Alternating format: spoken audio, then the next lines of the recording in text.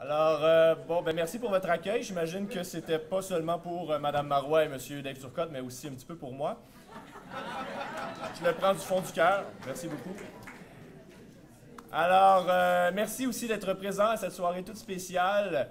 Vous allez voir ce soir, on a plusieurs personnes à vous présenter, plusieurs personnes très importantes aussi.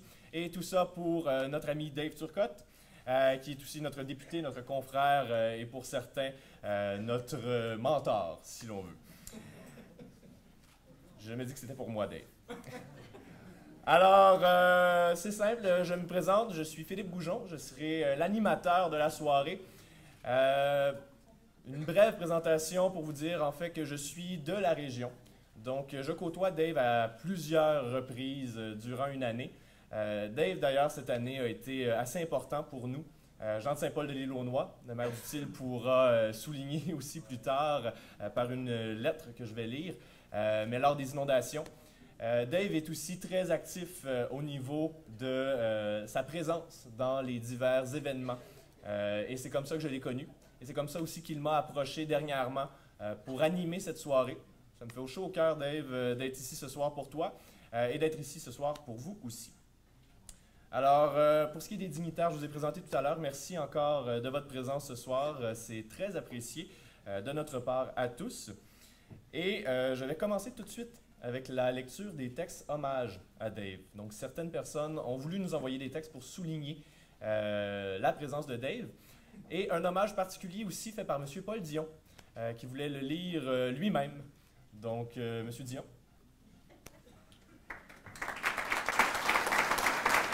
Écoutez, c'est pas dans mes habitudes de fréquenter des assemblées comme ça, mais je peux vous dire une chose, c'est que c'est à cause d'une phrase que j'ai entendue à la télévision que je suis ici ce soir. Vous allez d'ailleurs l'entendre. Alors, j'ai toujours mis une croix sur la politique depuis les événements d'octobre en 1970, où je fus victime. À cette époque, mon cœur de nationaliste engagé et ma passion pour le Parti québécois qui venait de naître m'ont valu quelques erreurs de jeunesse, puisque j'avais 19 ans. Mais j'ai appris avec le temps que si tu ne t'occupes pas de la politique, c'est la politique qui va s'occuper de toi. Alors maintenant, à 60 ans, je regarde la politique avec un œil averti et un sourire un peu espiègle. Et comme la fameuse phrase que mon père m'a souvent répétée, « Aidez-nous à monter les marches du Parlement, qu'on remplisse nos poches à vos dépens, peu importe le parti. » Cette phrase, maintenant, me fait sourire, surtout quand je vois mon père avec son auréole au paradis. J'ai de l'admiration maintenant pour ceux et celles qui font le métier de politicien. Ils sont plus souvent au bâton que bien des gens. Les politiciens, les sportifs, les religieux et les artistes font tous partie de cet exercice public dont le jugement est parfois très sévère et sans aucun compromis. Quand on peut pratiquer l'une de ces vocations avec passion, fidélité, dignité, noblesse et vérité, eh bien, je crois que nous sommes de bons chevaliers pour le bien de la société. J'ai cru remarquer ces qualités dans ce jeune député, Dave Turcotte. Quand je l'ai entendu dire, il y a quelque temps, à la télévision, « Moi, je l'aime, Madame Marois. »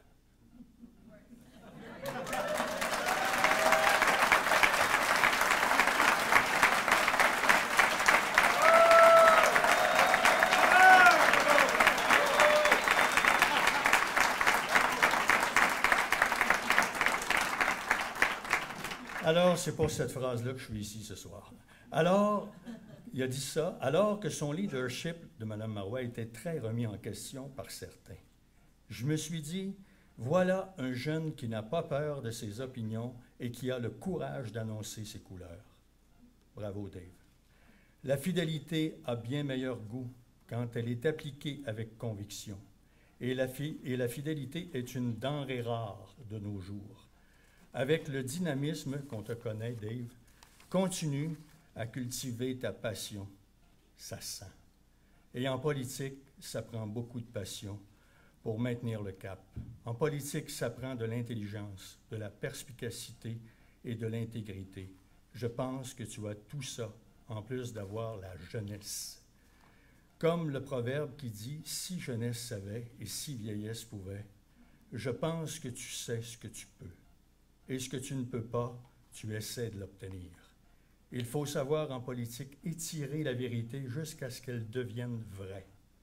Un bon politicien sait faire autant de prouesses que de promesses.